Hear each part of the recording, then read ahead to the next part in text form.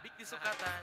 Saturday morning, excited na kong mamisita ka nimo. Samtang nagdagan akong gisakyan padulong sa inyo. Sa inyong portahan, imong amahan ang una kong nakitaan. Tungod sa kakulba ako ang siyang giingnan. Noy, pwede ba ta ka mahimong ugangan ang imong anak? Ako ang pakasalan. Nung gusto ko akong anak maminyo kadunahan. Hala uliin dito kay dili ko nimo ganahan.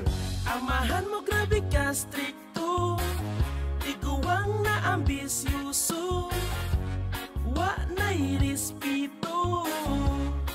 May pamagtabantang duha girl, magtabanta girl, kasakit sa iyang gising, magtabanta